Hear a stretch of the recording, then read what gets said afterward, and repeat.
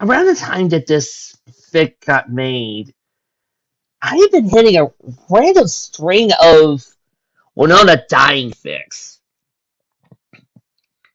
I don't know what it was, but it was like every other story I came across, or some of the stories in the feature box, all involved Winona dying a horrible, horrible death. A lot of them were really good too. I'm not saying that, but it just seemed like everybody and their mother had their shotgun ready and pointed at that poor little pup. So this was my kind of trick on it. Please stay by as we do here for a broken promise. A broken promise for my dear friend. The orange man ran outside her old farmhouse, yelling out to the orange for anyone to hear. Winona! Winona, where are you, girl? The farm girl continued to call out as an old earth plane mare walked up to her.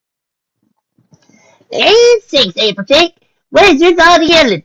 Are you trying to put the rest of that work? Gracie cried. Applejack turned to look at her grandmother, green eyes lowering a bit. I'm sorry, Grace Smith, but I haven't seen Winona all morning, and I'm getting worried she might get out lost or ran away from home. The old mare placed a comforting hoof onto Applejack's shoulder, gave her a soft hug. You'll be all right, Applejack. She's probably just doing a smuggle and run about the orchard. You'll be back. You'll see. This is Dick Green. She hasn't been running all that much lately. She's just been walking kind of slow and poorly all month. Well, eat you some of the food I gave her, Applejack said, small tears coming to her eyes. Grace Smith let out a small sigh as he looked at Applejack with some sorrow in her eyes. You, Applejack. We know it's getting long in years, remember? And dogs do eat fish or your bonings. Maybe it's just getting to the plate. It's finding a place to. Applejack's eyes opened wide in fear as he looked at Grace Smith. Don't say that, Granny. Well, no, can't possibly bring to. She sniffled as she found herself. Grace Smith slowly rubbed her clean huff along Applejack's back, comfortably. Every pony eventually. Soon they'll be too old to do things they love, then. Yeah, there. You're able to meet you one day. Don't be like Granny. Applejack says he pulled Granny into a tight embrace. You're gonna live forever. Trust me. Applejack did pull back and smiled. I don't know when Nona ain't gonna die just yet. Ain't time for her to go. With that, she pulled away from her grandmother and began searching for her pet in the orchard. A few hours had passed quickly for the young mare. Despite traversing half the farm in that time, she was nowhere close to finding her beloved companion. Whatever! Come on now! Come on, Applejack! Once again, bellowed the call she'd been yelling for the past few hours. She let out a few sobs as she prayed silently for her companion's safety. The companion had always been at her side, a faithful friend that was as precious to her as the hat on her head. She chuckled to herself as she looked out at a tree on the side of the hill. Every day she met both companions. Applejack let out a long, tired sigh as he sat against a tree on a big tree overlooking the farm. Only a few months since he gotten her mark. A few weeks since her father had passed away. She lay back up against the tree and think about her life on the farm. Has she been doing enough? Has she been taking care of everything on the farm as well as her father had? And is she doing her best to keep her mom safe? It seems like every fic I've always done, I've always seen the one. Every time I deal with the Apples' deaths, I always kill off Brightback before killing off her mom. Although in this version of the story, her dad died during some waters, and I had no idea how I killed off her mom.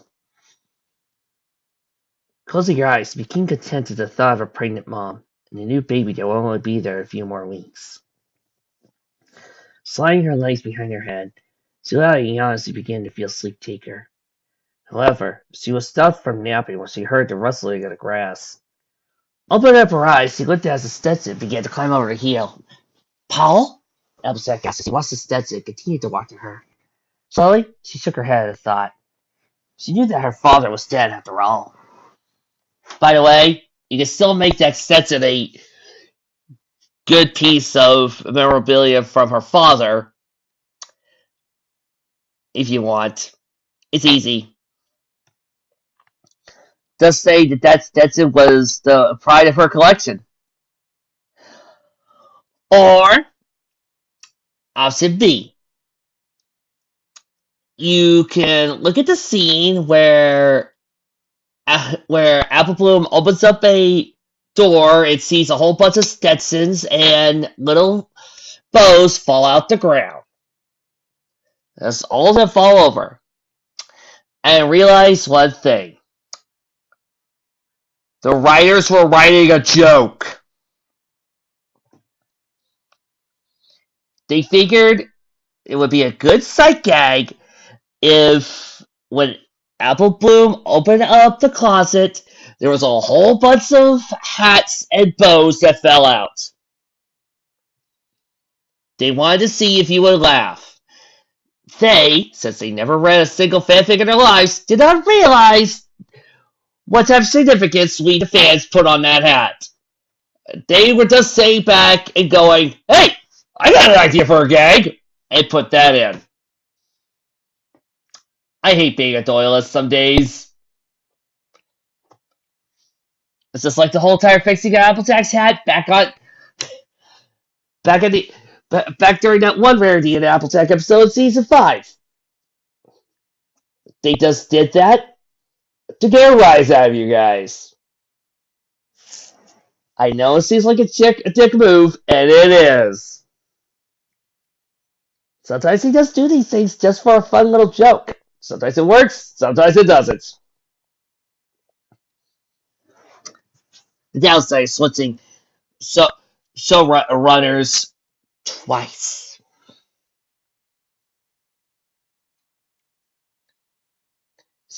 Slowly, she shook her head at the thought. Curiously, she kept an eye on the incoming Stetson as it neared her before tipping over her feet. Moving closer to the hat, she pulled back quickly as she watched a pair of white paws pop out of the hat. The little brown thing let out a small as it popped its head out of the hat, showing off the rest of its small brown body. Looking up at the orange mirror before her, the little small dog let out a little more yips before running to Applejack and leaping at her. Now, where was that hat? Asked the big red stallion before hearing small barks coming from the dog. Well, there she is. All my little sister's enjoying her present. But Mike, she's adorable! Applejack says he held the puppy in her forelegs. Is he really, man? Yep. Big Mac says he picked up the brown Stetson, with his right hoof and placed it on her head. Along with this, it was Paul's. I figured you might want to keep it since you always wanted it. Puppies to keep you company when I'm busy working. Applejack held the Stetson close to her, looking down at the chair style with a bit of tenderness. When did you get the pup? Found her alongside the road next to her dead mother. Apparently some animal got to her and killed her. She was the only one left. Wow. Weird called forward. Big Mac says he watched the puppy run in circles around Applejack. Well, Winona, looks like we both lost something important to us, huh? Applejack asked the small puppy as he backed away the tree. Tell you what, let's promise us this. I'll be there for you as much as possible. And you'll help to protect the Westmount family, deal? As he smiled as the puppy let out a yip in response. Now, girl, now your first task is to... The baby's coming! The baby's coming! Yelled Gray Smith from inside the farmhouse. Help with my baby's sister! Applejack says he ran to the farmhouse as fast as he could.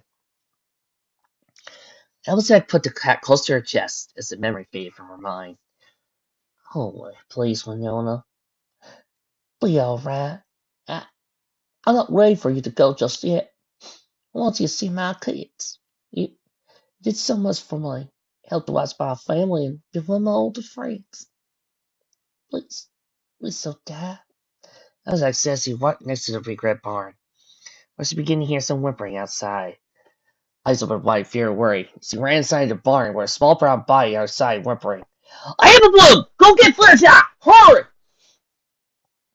She knew her friend was not a vet, but she was better than one, and she needed a great caretaker at the moment. Rushing quickly over to the small body, she put a puff to the back of the body, growing gently. It's gonna be alright, Winona. It's gonna be okay. I got Fluttershy in the way, so don't you go and... Applejack stopped herself, looked over the side of the small dog. Lay your head over her side. A smile came to her face. Why, you little boys. You broke your promise. We agreed to play for each other as much as we could. And that includes on you. She continued to look at the little brown creature that was the side of Winona. His eyes unopened as it nursed at his mother's side, and light brown fur still glistening from being born. Leah became a mother. On that day, Winona gave birth to 6 very lively pups with the help of her master and her master's friend, Fluttershy. With a little help and a lot of care through the next few weeks, the young pups grew into small 6 young border collies. Come on, Winona! Applejack yelled as he ran through the field. Let's get these kids of yours moving. We'll be very big and strong so they can work hard. Yeah, honestly, think us for you too. Yeah, show riders. Don't think I didn't notice the Winona Stud shout out. Honestly, TV Tropes, I'm disappointed in all of you. All the shout outs you talk about Pony and not one for Winona Judd? Come on! Apple says he carries a small brown pup on her head. Apple say I ain't gonna grow strong if you keep carrying her laugh at it. Applejack says he's still on the hill. Well, I know, but she was the run the leader. Apple said, look at the young pup wait for her head. So I'll flank her so get a chance to face up before getting bigger, and we can work together like on the farm like you and her and the young Mo. Applejack chuckled as he rubbed Winona's back. So take good care of her, Winona. Just like I'll take care of you. I promise. She knew that death comes for pets and loved ones one day, but in the presence of new life that could be forgotten. She knew she would always watch over her faithful pet. Why? Because he promised her, and she always kept her promise. The names of Winona's pups are as follows: Ashley, Dawn, Alan, Reba, Dolly, and Tim. And for those of you who are not country music people who pay attention to this thing, Ashley Judd, Johnny Cash, Alan Jackson, Reba McEntire, Dolly Parton, and Tim McGraw. Oh, those aren't my favorites. Well, with the exception of Reba and Dolly. I just threw those out of the hat. Like I said, I find it interesting that some of these stories I've done for one shots, that some of these come from reactions to certain trends, or something that I see that just kind of makes me want to write as a good parallel to them. Also, you would not believe how many of these stories of mine are coming when I'm taking a bath. What? The bath is my best place to start coming up with stories.